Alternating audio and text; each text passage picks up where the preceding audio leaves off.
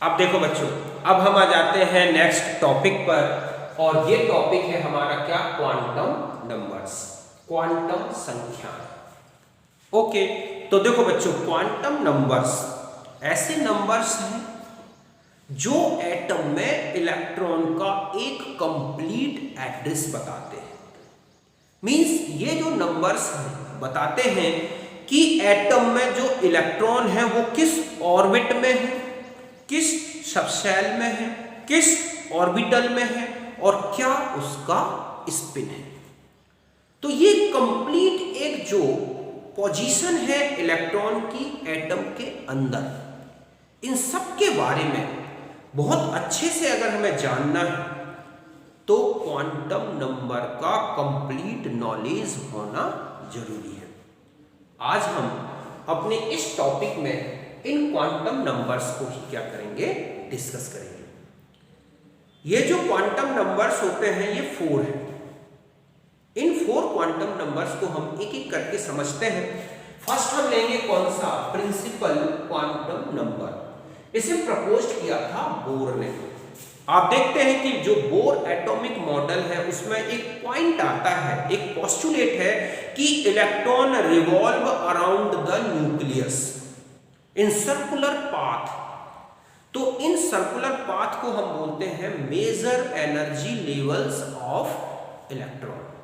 समझ गए बच्चों कि न्यूक्लियस के चारों तरफ इलेक्ट्रॉन सर्कुलर पाथ में घूमते हैं, तो इन सर्कुलर पाथ को ही क्या बोलते हैं, मेजर एनर्जी लेवल्स।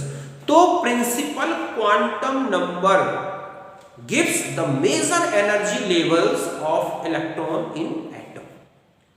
ये जो क्वांटम नंबर है ये बताता है कि एटम में इलेक्ट्रॉन के मेजर एनर्जी लेवल्स कितने हैं और इलेक्ट्रॉन किस मेजर एनर्जी लेवल में घूम रहा है।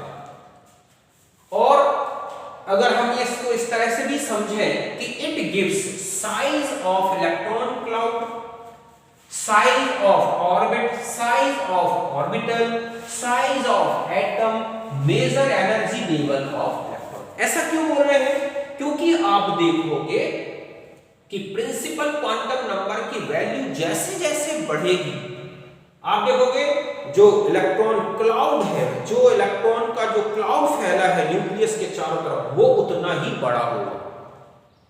n1 है, n2 है, n3 है, तो जितने ज्यादा n की वैल्यूज होती जाएंगी उतने ही ज्यादा क्लाउड्स बनते जाएंगे। एटम की साइज भी बढ़ती जाएगी। क्यों? क्योंकि जितना बड़ा क्लाउड उतना बड़ा एटम। क्लाउड ही तो एटम का वॉल्यूम बताता है, ऑर्बिट भी उतनी बड़ी होगी। तो ये सारा सब कुछ बताने वाले size of cloud, size of orbit, size of orbital, size of atom, इन सबको बताने वाला नंबर ही क्या है हमारा यहाँ पर प्रिंसिपल क्वांटम नंबर। समझ गए बच्चों कि एक ऐसी संख्या जो कि परमाणु में इलेक्ट्रॉन के मुख्य कोष को बताती है। जब हमें मुख्य कोष पता हो तो हम ये कह सकते हैं कि ये जो क्वांटम नंबर है वो इलेक्ट्रॉन अभ्र की साइज को बताएगी, कक्षा की आकार को, कक्षक के आकार को, परमाणु के आकार को, इन सबको बताती है। इसलिए तो इसे बोला गया है मुख्य क्वांटम संख्या, प्रिंसिपल क्वांटम नंबर। अगर हम साइज की बात करें और 1 इलेक्ट्रॉन सिस्टम देखें तो बोर थ्योरी में आपने देखा कि अगर साइज निकालनी है तो रेडियस निकालना है और radius related to the principal quantum number, ठीक है, according to this equation 0.529 into n square upon z angstrom, जहां n ही क्या है, प्रिंसिपल क्वांटम नंबर। इसकी वैल्यू 1, 2, 3 जितनी ज्यादा होती जाएगी r उतनी बड़ी होगी। और अगर मल्टी इलेक्ट्रॉन सिस्टम होता है ना बच्चों, तो यहां पर z कहलाता है एटॉमिक नंबर या न्यूक्लियर चार्ज, लेकिन यहां पर z इफेक्टिव रखा जाता है कि एक्चुअल में आउटर इलेक्ट्रॉन्स, जो कि आउटर जो क्लाउड है उसमें कितना न्यूक्लियर अट्रैक्शन लग रहा है, वो एक्चुअल वैल्यू रखी जाए तो हम इससे साइज निकाल सकते हैं। तो चाहे ये हो चाहे ये हो, आप देख रहे हैं डायरेक्ट दिख रहा है n के डायरेक्टली प्रोपोर्शनल है साइज। एनर्जी की बात करें तो एनर्जी भी आपने देखा था बोर थ्योरी में, यहां पर भी n रिलेटेड है। 1 इलेक्ट्रॉन सिस्टम के लिए डायरेक्ट z का नंबर, एटॉमिक नंबर जो है उसी को रख देते हैं। बट अगर हम मल्टी इलेक्ट्रॉन सिस्टम लेते हैं तो z इफेक्टिव लेके हम कैलकुलेट करते हैं। तो यहां पर भी देखो आप n आ रहा है, यहां नेगेटिव है, इसका मतलब है कि अगर हम इसे पॉजिटिव करें तो डायरेक्टली प्रोपोर्शनल दिखेगा एनर्जी एन के, तो एन जितना ज्यादा उतनी ही ज्यादा एनर्जी इलेक्ट्रॉन की। ओके, इस तरह से ये जो सर्कुलर पाथ बनते हैं ना बच्चों, ये इस तरह से ये जो बने हैं एक्चुअल में यही मेजर एनर्जी लेवल्स हैं। इन्हीं को बताने वाला नंबर है n1 n2 n3 k l m n, ये इस तरह से एनर्जी लेवल्स हैं। तो इन मेजर एनर्जी लेवल्स को बताने वाले क्वांटम नंबर ही हमारे क्या कहलाता है, प्रिंसिपल क्वांटम नंबर। तो यहां तक आप अच्छी तरह समझ गए होंगे। अब हम आगे नेक्स्ट क्वांटम नंबर पे आएंगे, पहले आप इसे नोट कर लें।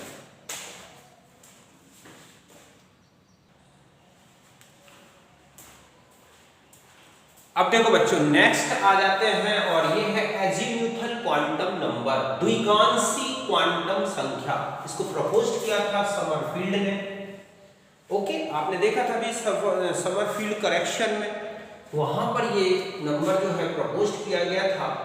ये जो क्वांटम नंबर है ये किसी भी ऑर्बिट में कुल कितने और सब सेल्स हैं या छोटे लोअर एनर्जी लेवल्स हैं उनको बताता है। Means it gives the number of सब सेल्स इन ऑर्बिट। इसकी जो वैल्यू जब आप कैलकुलेट करोगे तो ये स्टार्ट होता है जीरो, एन की जो वैल्यू है वो 0 से कहां तक होगी, n-1 तक। कैसे, देखो यहां पर मैं बता देता हूं। ओके, ये तो वैसे भी आप जानते हैं। n अगर हम मान लो 1 रखेंगे तो l कितना आएगा, 0। n = 2 तो l होगा 0 1। l = 3 तो ठीक है, n = 3 तो 0 1 2, और n = 4 तो l 0 1 2 और कितना होगा 3। तो n की वैल्यू जो है इस पर डिपेंड करता है l कहां से स्टार्ट करना है, 0 से, और जितना n का मान है उससे एक नीचे तक जाना है। तो 0 n1 तो l 0, n2 तो 0 1 0 1 2 ऐसे ही है। तो यहां पर ध्यान रखना है कि l 0 है तो s सब सेल होता है, l 1 है तो t सब सेल, l 2 है तो d, और l 3 है तो f। अगर हम फर्स्ट ऑर्बिट की बात करें तो फर्स्ट ऑर्बिट में केवल एक ही सब सेल होगा, वो क्या, s। समझ गए ना। अगर हम सेकेंड ऑर्बिट की बात करें तो उसमें s भी होगा और p।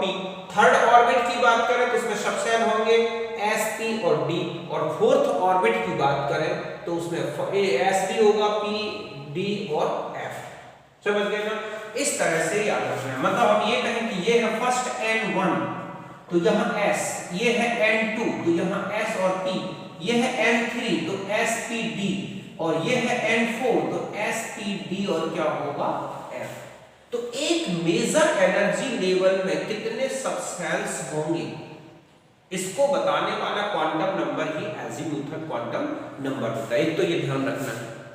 दूसरा आता है कि ये जो क्वांटम नंबर है ये ऑर्बिटल एंगुलर मोमेंटम को भी बताता है। मींस किसी भी ऑर्बिटल में इलेक्ट्रॉन किस तरह से 3 डायमेंशनल घूम रहा है, उसकी न्यूक्लियस से डिस्टेंस किस तरह से चेंज हो रही है, इसको बताने वाला क्वांटम नंबर है ऑर्बिटल क्वांटम नंबर। और इसका फॉर्मूला होता है √L+1h/2π। कई बार ऐसा लिखा होता है L+1h2।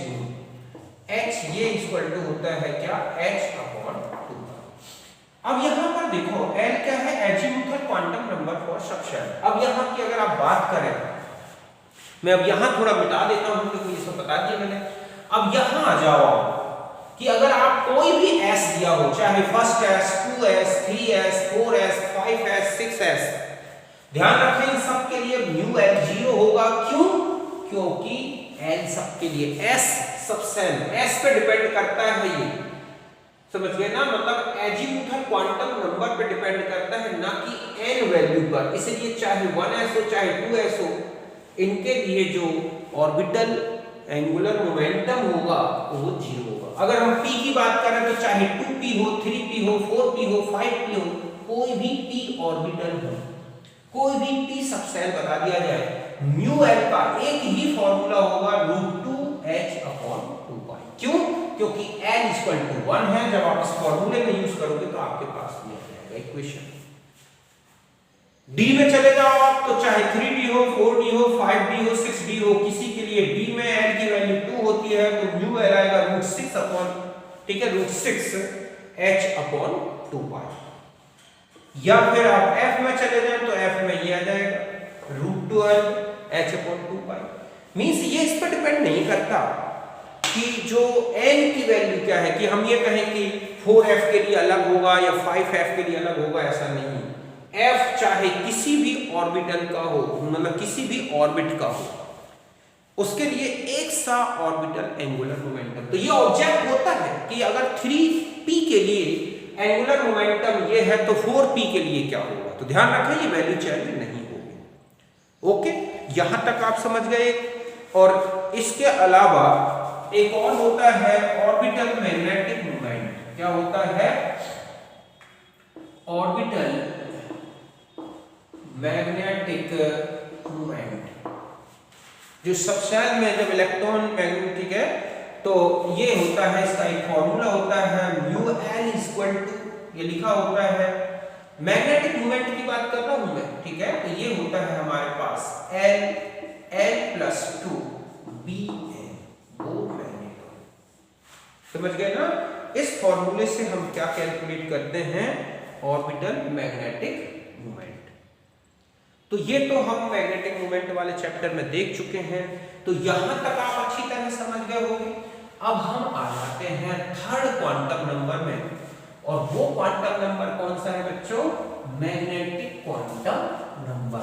मैग्नेटिक क्वांटम नंबर, अब देखो, तो एक तो हो गया ऑर्बिट, दूसरा हो गया सबशेल, अब तीसरा जो इलेक्ट्रॉन की पोजीशन होती है वो होती है ऑर्बिटल में। तो ऑर्बिटल को बताने वाला क्वांटम नंबर ही क्या है? Magnetic quantum number, small m,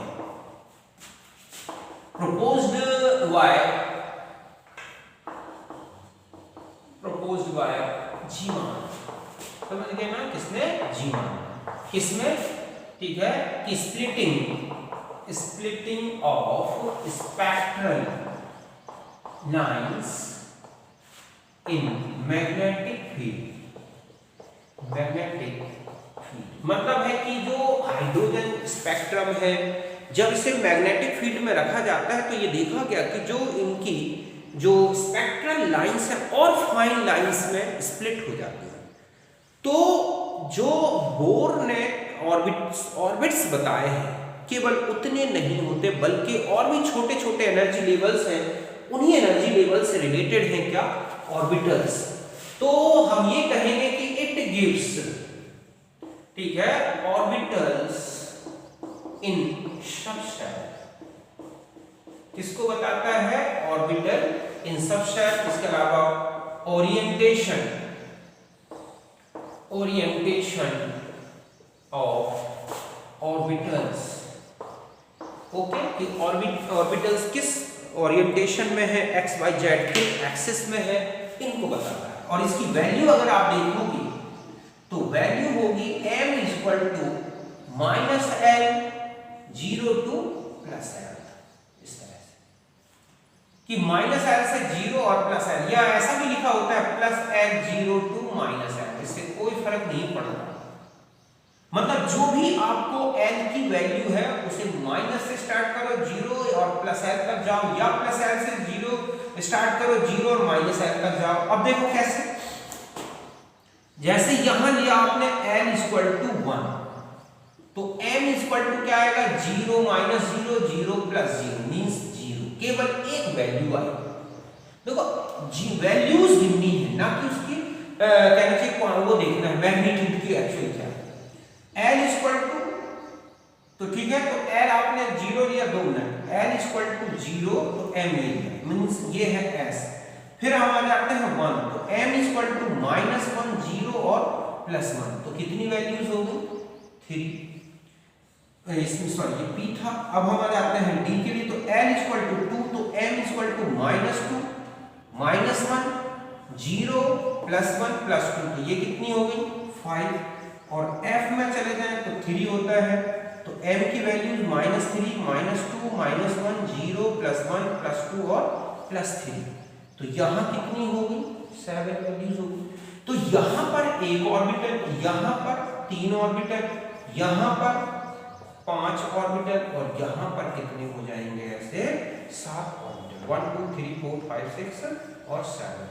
okay, यहाँ m 0 है, यहाँ +1 0 -1 +2 +1 0 -2 सॉरी -1 और -2 +3 +2 +1 0 -1 -2 -3।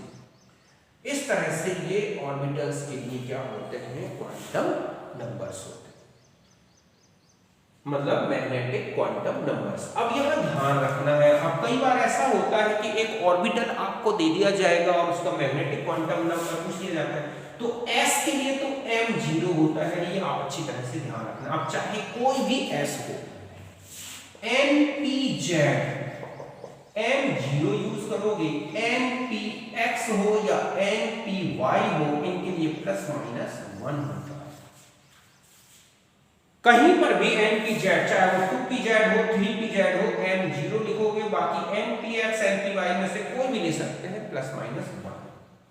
अब हम आ जाते हैं, अगर ndz² है तो m 0 यूज करोगे, बट अगर हम यहां पर आ जाए कि ndx² y² और dxy, इन दोनों के लिए ±2 कोई भी यूज कर सकते हैं, और ndxy सॉरी ndyz dxz इनके लिए ±1 यूज होता है। मतलब है कि ये है d ऑर्बिटल्स के लिए मैग्नेटिक क्वांटम नंबर्स की वैल्यू। समझ गए ना, हम यहाँ m ±2 और यहाँ पर है ±1। ये क्वांटम नंबर इतना याद रखना है। अभी हमें देखेंगे, हम एक सेट ऐसा लेंगे कि क्वांटम नंबर्स, उसमें पूरे एक इलेक्ट्रॉन के लिए सेट निकालना होता है। अब यहाँ पर एक चीज और ध्यान रखनी है कि तीनों का रिलेशन अगर आप देखोगे तो n हमेशा बड़ा होगा l से, l और m बराबर भी हो सकते हैं और l m से बड़ा भी, मतलब n बड़ा होगा उससे छोटा होगा m, सॉरी l और m बराबर भी हो सकते हैं और l m से बड़ा। जैसे मैंने कहा यहां पर है 2, या हम ये कहें कि ये है x, तो l = x - 1 लिख सकते हैं, तो m = भी x - 1 होगा। अब s को आगे बढ़ाते हैं, मींस अगर ये x है तो ये कम ही होगा या इससे तो नीचे होगा, ये और ये बराबर भी हो सकते हैं। मैं कहूं ये लिखा है x + 1, तो m लिख सकते हैं x, तो m भी लिख सकते हैं x लिख सकते हैं, m इससे छोटा भी हो सकता है, मींस यहां पर ये x - 1 भी तो हो सकता है। ओके, अगर हम ये कहें कि ये लिखा है x -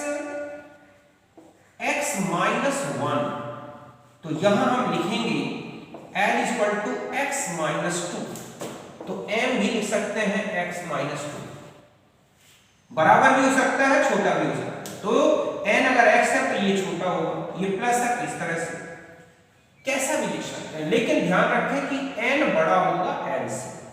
मींस अगर मैं कहूं कि n 3 है तो l 3 नहीं लिख सकते आप, यहां पर आप 2 लिख सकते हैं, m 2 लिख सकते हैं, 1 लिख सकते हैं, समझ गए ना। तो ये पॉसिबल है सेट, लेकिन अगर हम कहें कि n3 l2 m3 तो ये नॉट पॉसिबल।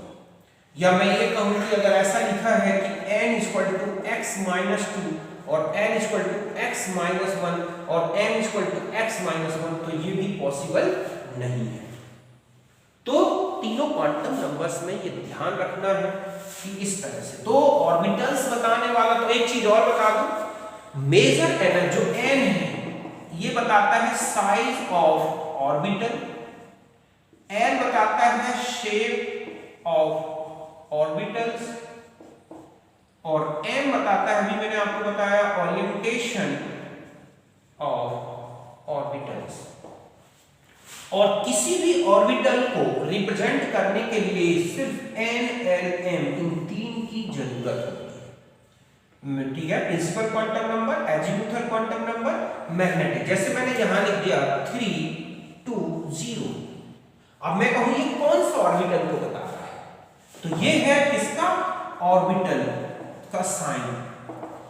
तो यहां देखो 3 मतलब हो गया 3, 2 मतलब हो गया d, 0 मतलब z²।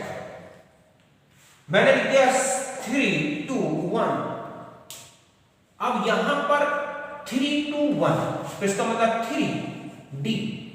अब 1 किसके लिए है यहां देख लो आप, इनमें से कोई भी ले सकते हैं, तो आपने लिख दिया YZ या 3XZ लिख सकते हैं। मैंने लिख दिया sin 3 2 2, तो आप लिख सकते हैं 3D x² y² या 3D xy भी लिख सकते हैं। समझ गए ना? इस तरह से किसी भी ऑर्बिटल का रिप्रेजेंटेशन करना हो तो हमें केवल 3 क्वांटम नंबर की जरूरत है, n, l और m। मतलब एक ऑर्बिटल बनाना है तो ऑर्बिटल खाली भी रह सकता है, तो उस ऑर्बिटल को बताने के लिए केवल 3 ही क्वांटम नंबर्स की जरूरत होती है, n, l और m। ओके, यहां तक आप अच्छी तरह से समझ गए होंगे। इस तरह से तो अभी आपको मैंने ये बताया, तो ये था क्वांटम नंबर। अब हम आ जाते हैं फोर्थ क्वांटम नंबर के बारे में, और वो है स्पिन क्वांटम नंबर। कौन सा quantum number? Spin quantum number. तो देखो बच्चों, spin quantum number proposed by Uhlenbeck. किसने प्रपोज किया था? यूलेन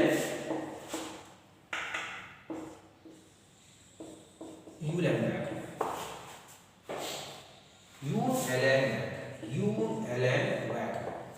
देखो, इट गिव्स, सीधा सा इतना सा ध्यान रखना है कि it gives spin off electron in orbital. समझ गए ना? मतलब है कि किसी भी ऑर्बिटल में इलेक्ट्रॉन की स्पिन को बताने वाला क्वांटम नंबर ही क्या है? ये है।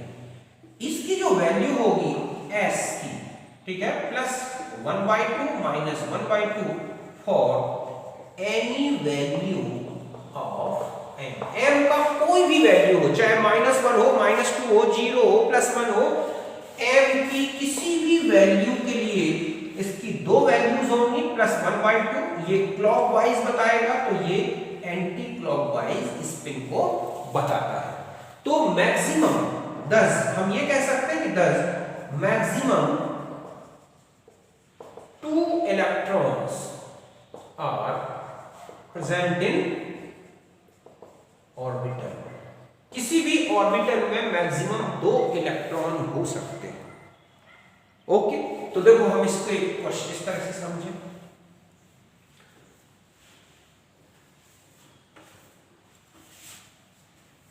जैसे हमारे पास है, ये लिखा है n = 1, तो l 0, तो m 0, तो s आ जाएगा +1/2 -1/2, मींस एक ही ऑर्बिटल और s। n = आपको 2, तो l की 0 और 1, तो एक बार l 0 तो m 0, तो s हो गया +1/2 -1/2, मींस 2 इलेक्ट्रॉन s ऑर्बिटल। फिर इसके लिए ले लो, l 1 रखें तो m -1 या +1, 0 और -1, तो s कितने हो गए? +1/2 -1/2, one set +1/2 -1/2, second set +1/2 -1/2, sorry +1/2। तो इस तरह से 2 यहां, 2 यहां, 2 यहां, तो ये कौन सा ऑर्बिटल हो गया? p। अगर मैं ये कहूं कि l = 2 है, तो m की वैल्यू +2 +1 0 -2, सॉरी -1 और -2, कुल कितने ऑर्बिटल्स हो गए? आप इस तरह से देख रहे हैं, 2 4 6 8 10, मतलब +1/2 -1/2, ऐसे हर एक सेट के लिए। तो इस तरह से एक ऑर्बिटल में मैक्सिमम कितने इलेक्ट्रॉन्स हो सकते हैं? 2। कई बार आता है कि एक सबशेल में कितने इलेक्ट्रॉन्स हो सकते हैं, तो आपको यहां ध्यान रखना है कि इन ऑर्बिटल, ठीक है, 2 इलेक्ट्रॉन्स इन ईच। समझ गए ना? हर एक ऑर्बिटल में मैक्सिमम 2 इलेक्ट्रॉन हो सकते हैं, चाहे वो s का ऑर्बिटल हो, p का हो, d का हो, f का, दुनिया का कोई भी ऑर्बिटल हो, मींस s हो या p हो या d हो या f, कोई भी ऑर्बिटल हो, अगर आपसे इलेक्ट्रॉन पूछा है तो 2 ही होंगे। अगर आपको बताना है कि सबशेल में कितने हो सकते हैं, तो 2 × 2l + 1 इलेक्ट्रॉन। समझ गए ना? अगर आपको इलेक्ट्रॉन बताने हैं, ये है इसके नंबर ऑफ इलेक्ट्रॉन। जैसे मैंने कहा l 0 है, मींस s, तो इलेक्ट्रॉन्स कितने होंगे? 2 × 0 + 1, तो ये कितने होंगे? 2। मैंने कहा l 1 मींस p, तो इलेक्ट्रॉन्स कितने हो जाएंगे? 2 × 2, ठीक है, और +1, तो ये कितने आ जाएंगे 6। अगर मैं कहूं D में कितने हुए तो 2 × 2 × 2 + 1 कितने हो जाएंगे 10। और F में 3 × ठीक है 2 और +1 तो ये कितने हो जाएंगे 14। मतलब यहाँ हो जाएंगे आपके पास 2 हो गया तो 14 होगा इस तरह से। तो F में मैक्सिमम कितने इलेक्ट्रॉन्स भर सकते हैं 14, D में 10 हो सकते हैं, P में 6 और S में केवल 2 इलेक्ट्रॉन्स भी बताए जा सकते हैं। और इनके स्पिन कई बार ये आता है कि कितने S पॉजिटिव है कितने S निगेटिव है, तो आप पहले इलेक्ट्रॉन्स भर लें। अगर आपको पॉजिटिव वैल्यू देखनी है ठीक है तो जितने भी S की वैल्यूज हैं S वैल्यूज ठीक है ये है और उनमें से डिवाइड कर दो ये है और -1 तो ये S की डिवाइड कर दो। इस तरह से S वैल्यूज में आधी तो होंगी प्लस वाली और आधी क्या होंगी माइनस वाली। यहां तक आप अच्छी तरह समझ गए होंगे। तो ये है क्वांटम नंबर्स को कैलकुलेट करना। अब आप मैं बता दूं कि अगर कोई भी ऑर्बिटल लिखा हुआ है और इसमें इस तरह से इलेक्ट्रॉन है, यहां पर जो वैल्यू लिखी होगी समझ गए ना, ये तो बताएगा ये जो है S इसके लिए +1/2 तो S इसके लिए क्या लिखोगे -1/2। ओके यहां पर जो है ये किसकी मैग्नेटिक मतलब यहां पर जो भी वैल्यू लिखी है कि यहां पर मान लो लिखा है -2 या कुछ भी है तो ये किसको बताएगा M को। और यहां पर ये लिखा हुआ है NP ऐसा या NPX इस ऑर्बिटल में, तो ये तो है N की वैल्यू, तो ये क्या बताएगा L की वैल्यू। स्पिन देख के S की वैल्यू निकालनी है। इसके लिए जो भी यहां पर लिखा हुआ है 2p 3p 3d 4d तो ये n तो बताएगा प्रिंसिपल क्वांटम नंबर, ये बताएगा एजीमुथल क्वांटम नंबर, यहां जो नंबर लिखा है वो बताएगा S। जैसे मैंने यहां लिख दिया ऐसा, ये लिखा है माइनस या +3, यहां 1 इलेक्ट्रॉन है, यहां लिखा है 3d। अब मैं कहूं कि इसके लिए क्वांटम नंबर तो देखो n के कौन बता रहा है ये n ये m और ये s। तो n कितना हो गया 3, l कितना हो जाएगा। अब आपको ध्यान रखना है कि d के लिए l कितना होता है, यहां पर है s के लिए l होता है 0, p के लिए l होता है 1, d के लिए l होता है 2 और f के लिए l होता है कितना 3। तो आपने लिखा यहां पर l की वैल्यू कितनी होगी 2। अब आता है m तो ये देखो ये कितना हो गया +3 सॉरी +3 नहीं +2 तो यहां आ जाएगा +2 और s इसका स्पिन देख लो ये होगा, ये बता देगा इस तरह से कि ये कंप्लीट एड्रेस पता चल गया। अब मान लो s में लिखा है n = 3 l = 1 m = 0 और s = +1/2। मैं पूछूं कि बताओ ये किसको बता रहा है तो आप लिखेंगे 3pz1 समझ गए ना 3pz एक ही इलेक्ट्रॉन है तो ये इस तरह से हो जाएगा। बात समझ गए ना कि उसका स्पिन +1/2 हो जाएगा एक इलेक्ट्रॉन। तो हम इलेक्ट्रॉन की अगर 4 क्वांटम नंबर्स हमें पता है ना तो आप ये बता सकते हो कि वो इलेक्ट्रॉन कहां किस ऑर्बिट में किस सबशेल में किस ऑर्बिटल में और क्या स्पिन है। यही मैंने कहा था ना कि quantum numbers gives the complete address of electron in atom. तो आप देख रहे हैं किस तरह से कंप्लीट एड्रेस बता देते हैं। तो यहां तक पहले नोट कर लो, फिर मैं कुछ इंपॉर्टेंट चीजें और बताता हूं आपको।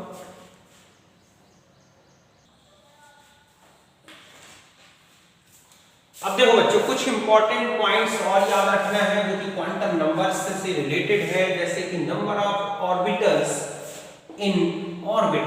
किसी भी ऑर्बिट में ऑर्बिटल्स कैलकुलेट करना है तो फॉर्मूला लगता है n²। Okay number of electrons in orbit तो हम जानते हैं किसके और जितने भी ऑर्बिटल्स हैं उनका डबल कर दो तो नंबर ऑफ इलेक्ट्रॉन्स निकलेंगे किसमें ऑर्बिट में तो 2n²। Number of orbitals in subshell तो 2l + 1 होते हैं। l की वैल्यू 0 रखोगे तो एक ही ऑर्बिटल आएगा s में, l की 1 रखोगे मींस p में निकालना है तो 3 आ जाएंगे, d में देखोगे तो 5 आ जाएंगे इस तरह से। और number of electrons in subshell तो जितने भी ऑर्बिटल्स हैं सबसेल में उसका डबल कर दो तो इलेक्ट्रॉन्स मैक्सिमम इलेक्ट्रॉन्स निकल सकते हैं। ओके, अगर आपसे पूछ लिया गया कि number of electrons in orbital तो हमेशा ध्यान रखना है 2। अब चाहे मैंने बता चुका हूं आपको, चाहे वो s का पूछ ले, p का हो, d का हो, f का हो, किसी भी ऑर्बिटल में मैक्सिमम इलेक्ट्रॉन्स पूछे गए हो तो 2 ही होते हैं। रिलेटिव एनर्जी ऑफ सबसेल्स, अगर आपको सबसेल्स की रिलेटिव एनर्जी की कौन किससे ज्यादा एनर्जी रखता है तो आप n प्लस l जोड़ लो, जिसके लिए n प्लस l ज्यादा उसकी एनर्जी ज्यादा। First s, 2s, 2p, 3p, इस तरह से अभी हम देखेंगे बाउ रूल में, वहां पर मैं इस फॉर्मूले का यूज बताऊंगा आपको। और ये किसमें निकालना होता है? मल्टी इलेक्ट्रॉन सिस्टम में। बट अगर रिलेटिव एनर्जी और ठीक है 1 इलेक्ट्रॉन सिस्टम में पूछी गई हो, किसमें पूछी गई हो? 1 इलेक्ट्रॉन सिस्टम में, तो n के बेस पे निकालनी है केवल। मींस मैं ये कहूं कि अगर हाइड्रोजन है तो 1s, इससे ज्यादा एनर्जी 2s, बट 2p की सेम होगी, इससे ज्यादा 3s और 3p की बिल्कुल सेम होगी, और 3d की। फिर आएगा 4s, ठीक है, 4s, 4p, 4d, 4f। Means केवल n से पता चलेगी, n ज्यादा तो एनर्जी ज्यादा। लेकिन अगर मल्टी इलेक्ट्रॉन सिस्टम है तो दोनों जोड़ोगे, n प्लस f, जिसके लिए मैक्सिमम उसकी रिलेटिव एनर्जी मींस वो ज्यादा एनर्जी वाला ऑर्बिटल होगा। अभी बता दूं कि आपने देखा था श्रोडिंगर वेव इक्वेशन में कि ये वेव फंक्शन थे, रेडियल वेव फंक्शन, ये कहलाते हैं एंगुलर वेव फंक्शन। ये रेडियल वेक्टर में आता है, ये एंगुलर वेक्टर में। तो ये जो होता है रेडियल वेक्टर जो है वेव फंक्शन का, वो डिपेंड करता है n और l पर, कि कितनी बड़ी सबसेल, कितना बड़ा ऑर्बिटल है और कितना बड़ा सबसेल है, उस हिसाब से आता है वेव फंक्शन, मतलब amplitude of electronic wave in orbit and subshell. और ये जो एंगुलर वेव फंक्शन है, इनमें से ये जो है थीटा वाला, ये तो डिपेंड करता है थीटा किस एल और एम पर, और जो फाई है वो डिपेंड करता है एम पर। ओके, और मैं ये आपको बता चुका हूं कि अगर किसी ऑर्बिटल को अगर हमें रिप्रेजेंट करना है तो हमें इन फंक्शंस की जरूरत है, मींस एन, एल और एम। तो ये ऑर्बिटल का रिप्रेजेंटेशन होता है। अब सिंपली ये चीजें आप जानते हैं, एक बार और रिवाइज कर लें, कोई दिक्कत नहीं। जो सबसेल में देखें शेप के बारे में, कि शेप ऑफ ऑर्बिटल्स के बारे में, तो एस कैसा होता है बच्चों? स्फेरिकल। इस चाहे कोई भी एस हो, 2s हो, 3s हो, 4s हो, होगा स्फेरिकल ही। लेकिन एनर्जी और इनकी साइज जो है, जैसे जैसे प्रिंसिपल क्वांटम नंबर बढ़ता है, बढ़ती जाती है। 1s से बड़ा होगा 2s, 2s से बड़ा होगा 3s, ठीक है, 3s से बड़ा होगा 4s, इस तरह से। और इसी लेवल पर इनकी एनर्जीज जो है इंक्रीज होती जाएंगी। P में आ जाए तो P जो है डंबल शेप होता है इस तरह से। इस डंबल में एक ये ऊपर वाली लोब और ये है, इसके बीच में ये जो प्लेन दिखता है इसको बोलते हैं नोडल प्लेन। मैंने आपको बताया था कि अगर आपको नोडल प्लेन देखना है किसी भी ऑर्बिटल में तो वो किसके बराबर होगा? L के लिए, मींस इसमें एक नोडल प्लेन एक ऑर्बिटल के साथ होगा। और वो नोडल प्लेन आपको बता चुका हूं, px के लिए y और z, मतलब एक अगर यहां पर आप x रखते हैं तो yz ले लें, y रखोगे तो xz ले लें। इस तरह से आप नोडल प्लेन निकाल सकते हैं। x एक्सिस में जो ऑर्बिटल है वो px, y में जो है वो py, और z एक्सिस में जो ऑर्बिटल है वो है pz। यहां पर इलेक्ट्रॉन डेंसिटी 0 होगी इस तरह से। फिर d ऑर्बिटल्स 5 होते हैं, 5 ऑर्बिटल्स हैं, इनमें से एक्सियल होते हैं 2, dx square y square dz square, और नॉन एक्सियल में आते हैं 3। ये जो है dx स्क्वायर y स्क्वायर, आप देखोगे ये x और y एक्सिस में इसका क्लाउड फैला होगा, लेकिन ये ऐसा पॉइंट है जहां इलेक्ट्रॉन डेंसिटी 0 होगी। तो दो जगह ऐसे प्लेन दिख रहे हैं, तो ध्यान रखें d ऑर्बिटल्स के लिए l की वैल्यू 2, तो प्लेन भी कितने होंगे? 2। हर एक ऑर्बिटल में 2 प्लेन, केवल dz छोड़ दो, dz स्क्वायर में कोई नोडल प्लेन नहीं होता। बाकी जितने भी जो है एंगुलर नोड है या ठीक है, तो बाकी सब में नोडल प्लेन 2-2 दिखेंगे। ये नोडल प्लेन को ही बता रहे हैं। तो dx स्क्वायर y स्क्वायर और dz स्क्वायर, और ये बाकी 3 ऑर्बिटल्स d में होंगे। ओके, f के ऑर्बिटल्स की स्ट्रक्चर हमें नहीं बनाना, बताता हूं मैं आगे बाकी। Okay,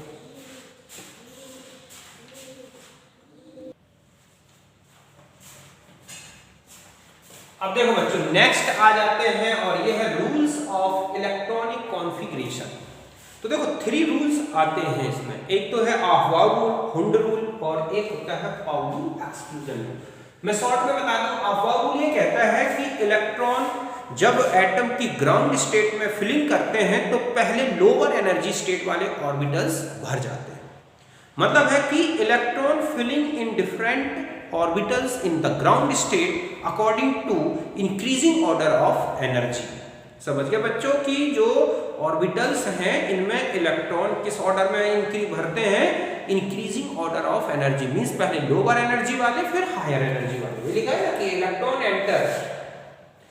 electron enters in orbital lowest energy in the ground state.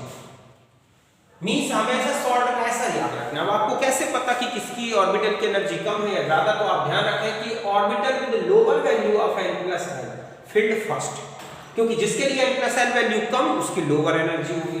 अगर दो ऑर्बिटल्स ऐसे फंस जाएं या दो से ज्यादा जिनके लिए n+l वैल्यू सेम हो, तो हम जानते हैं कि जिसके लिए n की वैल्यू लोअर होगी वहां इलेक्ट्रॉन फील्ड फर्स्ट।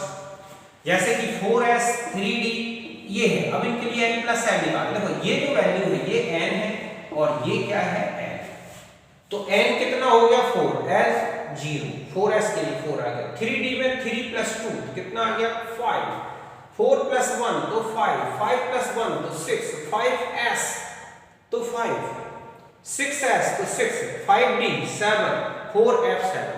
अब यहां पर आप देखो ये तो सबसे लोवेस्ट होगी, तो सबसे पहले हम ये रख लेंगे। अब ये और ये तीन वैल्यूज आप देख रहे हैं एक सी हो गई, दो ये वैल्यू और दो ये वैल्यू एक सी हो गई, और दो ये और दो ये एक सी हो गई। तो यहां पर पहले कौन फिलअप हो जाएगा 4s।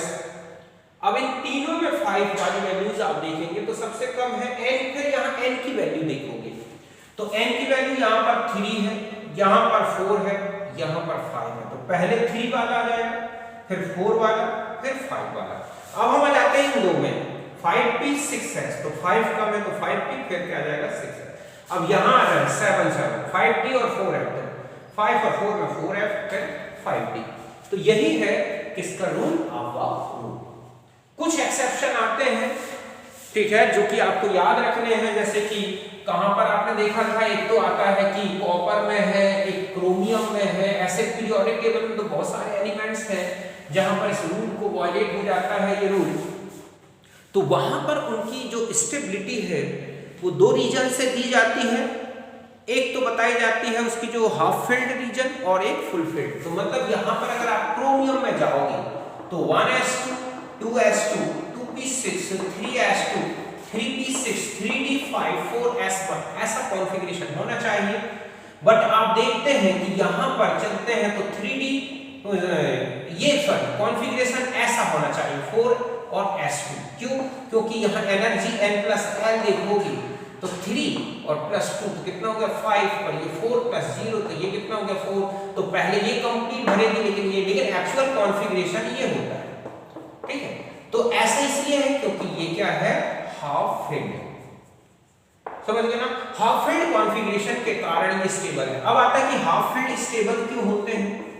तो एक चीज ध्यान रखना है कि हाफ फिल्ड जो ऑर्बिटल्स हैं, ठीक है, स्टेबिलिटी आपसे पूछी गई है तो दो रीजन होते हैं। एक तो होता है एक्सचेंज एनर्जी, ओके, और दूसरा होता है सिमेट्रिकल कॉन्फ़िगरेशन। जो है एक्सचेंज एनर्जी का मतलब इलेक्ट्रॉन जो होते हैं सेम स्पिन वाले वो एक दूसरे के साथ एक्सचेंज करते हैं। आप देखोगे कि यहां पर अगर हम एक्सचेंज यहां देखें 1 2 3 और 4 इलेक्ट्रॉन लें, और एक बार अगर हम यहां पर देखें कि यहां पर 1 2 3 4 5, तो यहां पर ये इसके साथ एक्सचेंज कर सकता है, ये और ये, फिर ये इसके साथ और इसके साथ, और ये एक, तो एक्सचेंज पेयर निकालते हैं। क्या निकालते हैं, एक्सचेंज पेयर। तो n-1/2 इससे एक्सचेंज पेयर निकाल लें, और इन एक्सचेंज पेयर के बेस पर आपको क्या बतानी होती है, इनकी स्टेबिलिटी, कि इनके देखो एक्सचेंज पेयर यहां तो n की वैल्यू 4 -1/2, तो ये कितने हो जाएंगे, देखो आप 4 एक्सचेंज, ठीक है, एक से इलेक्ट्रॉन लेने हैं तो 4 आपके पास अनपेयर्ड इलेक्ट्रॉन, ठीक है, तो ये हो गया 12 इनटू ये हो गया 6, और यहां पर देखो आप एक्सचेंज पेयर कितने हो गए 5 5 -1 अपॉन 2, तो 20 अपॉन 2 मींस कितने हो गए 10। तो यहां पर एक्सचेंज पेयर 6 है, यहां पर एक्सचेंज पेयर कितने हो रहे हैं आपके पास ओनली, तो यहां 10। जितने ज्यादा एक्सचेंज पेयर उतनी ही ज्यादा एक्सचेंज एनर्जी, और एक्सचेंज एनर्जी तो हाफ फील्ड ऑर्बिटल स्टेबल होगा। ठीक इसी तरह से सिमेट्रिकल नेचर है, सब में एक एक इलेक्ट्रॉन डिस्ट्रीब्यूट है, तो सिमेट्रिकल कॉन्फ़िगरेशन ज्यादा स्टेबल होता है। तो कई बार ये क्वेश्चन आता है कि हाफ फील्ड और फुल फील्ड कॉन्फ़िगरेशन की स्टेबिलिटी का रीजन क्या है। तो स्टेबिलिटी का मेन रीजन है इनमें एक्सचेंज एनर्जी ज्यादा होना, और दूसरा है सिमेट्रिकल नेचर। इससे ज्यादा आपको इसमें डिटेल नहीं पढ़नी। एक्सचेंज पेयर कैसे निकाला वो निकाल लें, एक से स्पिन वाले इलेक्ट्रॉन्स देख लें और उनके बेस पर आप इनको बता दें कि ये ज्यादा स्टेबल है। ऐसे ही क्रोमियम है, कॉपर है, ऐसे कई कॉन्फ़िगरेशंस मिलेंगे। ओके, यहां तक। अब हम दो रूल्स और ले लेते हैं।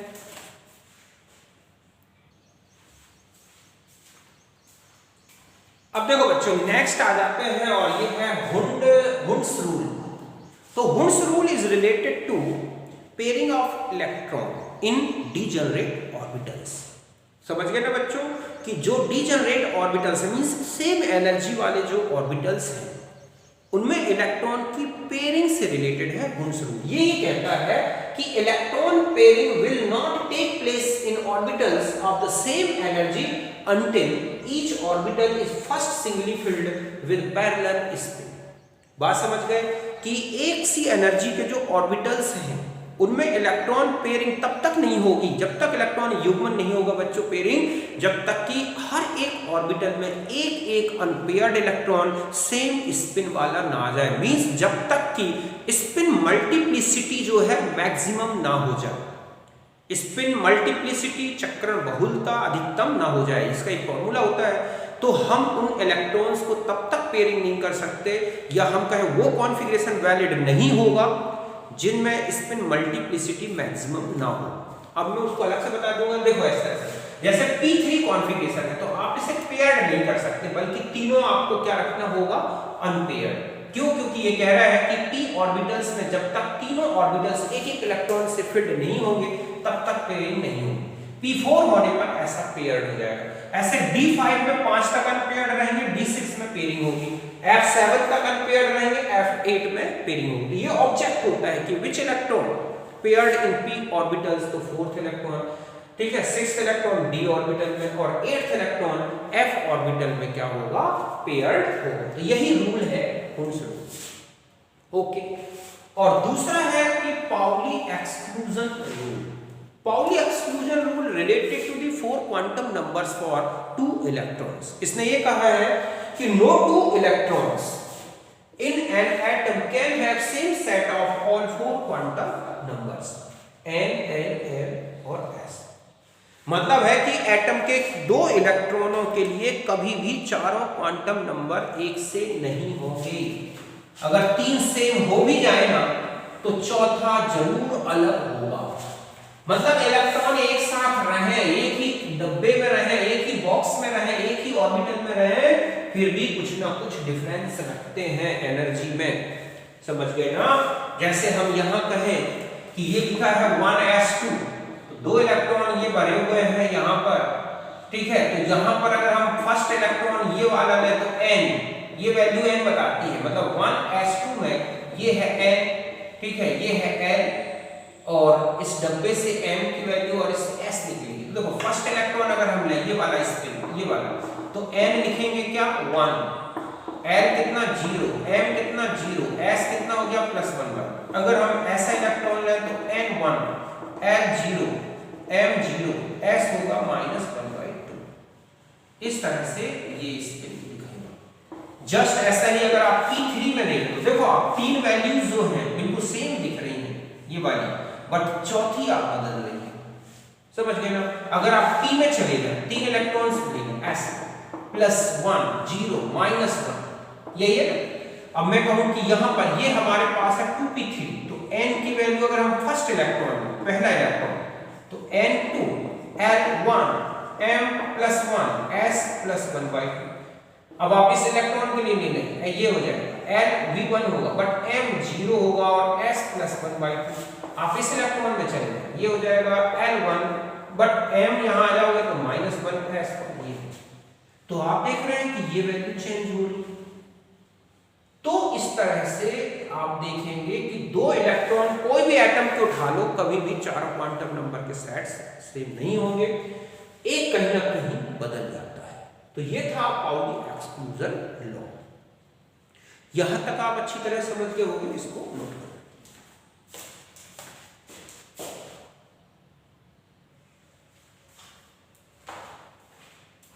अब देखो बच्चों, ये कुछ क्वेश्चंस हैं जो कि क्वांटम नंबर से रिलेटेड हैं और वाउ प्रिंसिपल से रिलेटेड हैं। तो ये क्वेश्चंस जो हैं इस तरह से आते हैं क्वांटम नंबर से, और आना है, बहुत ही इंपॉर्टेंट क्वेश्चन है। देखो पहला क्वेश्चन है कि not possible set of quantum numbers, इनमें से कौन सा सेट क्वांटम नंबर्स का पॉसिबल नहीं है। तो मैंने आपको एक बात बताई थी कि n ग्रेटर देन l और s बराबर भी हो सकते हैं, but l greater than m, sorry ये समझ गए ना, और s 0 हो सकता है, +1/2 हो सकता है, -1/2, इतना ध्यान रखना। इस बेस पर आप पहचान सकते हैं कि कौन सा पॉसिबल है और कौन सा पॉसिबल नहीं। देखो अगर n x है तो ठीक है, तो n x-1 पॉसिबल है। क्यों? क्योंकि n की वैल्यू n से कम होनी चाहिए। l और m बराबर भी हो सकते हैं, बट ध्यान रखें m n से बड़ा नहीं होना चाहिए। मींस हम यहाँ पर m = अगर x कर दें तो पॉसिबल नहीं है, सेट ही नहीं होगा। तो ये तो पॉसिबल है, तो पहला पॉसिबल। दूसरा है x-1, तो ये x-2 हो सकता है, ये भी x-2 हो सकता है। क्यों? क्योंकि ये वैल्यू छोटी है इससे। अगर ये n + x है तो ये lx और mx, और ये भी पॉसिबल है। बट अगर हम यहाँ पर चले जाएं तो n = है x-2, जबकि l है x-1, तो ये वैल्यू छोटी और ये बड़ी हो गई, जो इस रूल को जो मैंने आपको बताया फॉलो नहीं करेगा, तो ये पॉसिबल सेट नहीं हो सकता। ओके, यहाँ तक बिल्कुल अच्छी तरह समझ गए। The correct set of the quantum number of least field electron of last field electron of chromium atom. तो देखो बच्चों, अगर आप क्रोमियम एटम का कॉन्फ़िगरेशन में जाएं तो 1s2 2s2 2p6 3s2 3p6, ठीक है, और यहां होता है 4s1 3d5। इस तरह से चलता है। 4s1 में जाने के बाद फिर आगे के इलेक्ट्रॉन कहां जाना शुरू हो जाते हैं? 3d5 में।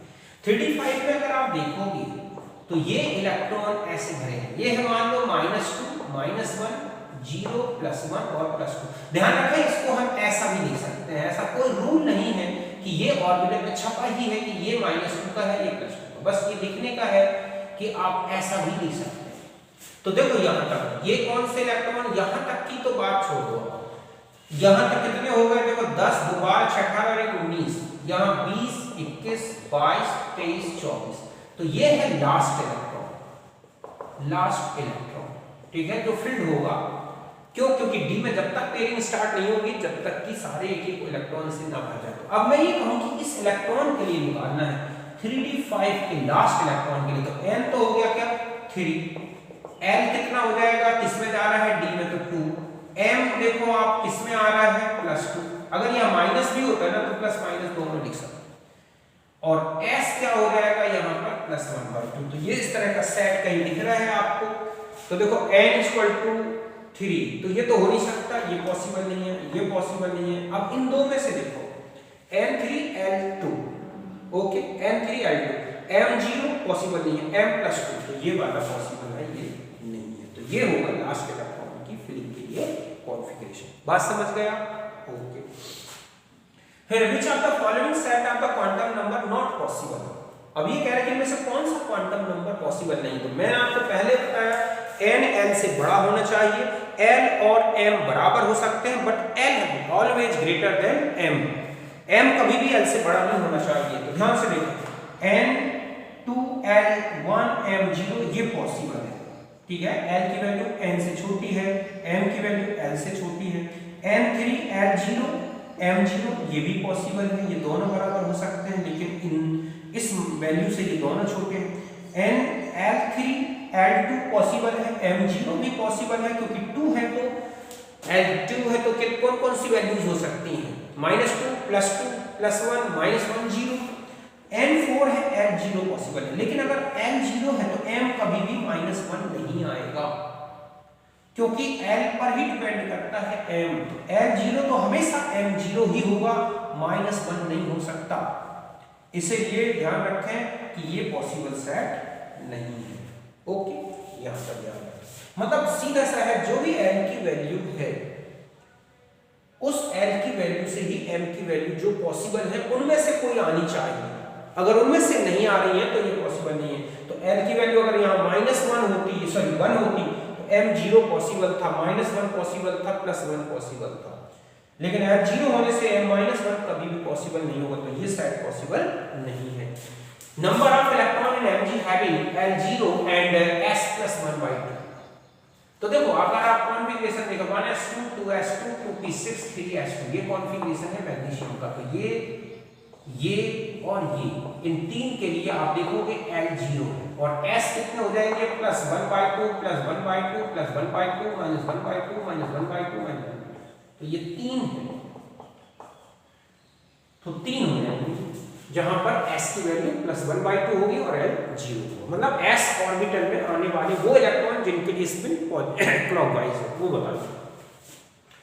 फिर नेक्स्ट आ जाते हैं कि वैल्यू ऑफ, क्या पूछा गया है, क्वेश्चन है कि value of N L M और S फॉर 20th इलेक्ट्रॉन, 20वें इलेक्ट्रॉन के लिए किसमें, जिंक। देखो zinc 30, 1s2 2s2 2p6 3s2 3p6 3d 10, तो 4s2 फिर 3d 10, तो 2 4 10 2 12 6 18 2 20, तो ये है हमारे पास 20 इलेक्ट्रॉन। यहाँ पर ये 19वां और ये है 20वां, तो यहाँ n की वैल्यू हो गई 4, l की वैल्यू 0, m की वैल्यू 0, s की वैल्यू 1/2। ये होगा कि 20th इलेक्ट्रॉन के लिए चारों क्वांटम नंबर का सेट। इस तरह से निकालना है। बात समझ गए आप अच्छी तरह से। Which set of quantum number show highest energy level, तो इनमें से देखना है कि सीधा सा है, जिसके लिए m + l की वैल्यू सबसे हाईएस्ट होना वही सबसे ज्यादा एनर्जी शो करेगा। अगर 2 के लिए n + l सेम आ रहा होगा तो जिसके लिए n की वैल्यू ज्यादा होगी वो हाईएस्ट होगा। देखो यहाँ 3 और +1 4, यहाँ 4, तो यहाँ पे ये 3 और यहाँ 4 + 2, ठीक है। तो सीधा है कि ये सबसे ज्यादा हाईएस्ट एनर्जी वाला होगा। अब इन दोनों में अगर पूछ लिया जाए तो ये ज्यादा एनर्जी वाला होगा। तो इस तरह से आपको एनर्जी ऑर्डर n + l से देखना है, उनको मत देखना।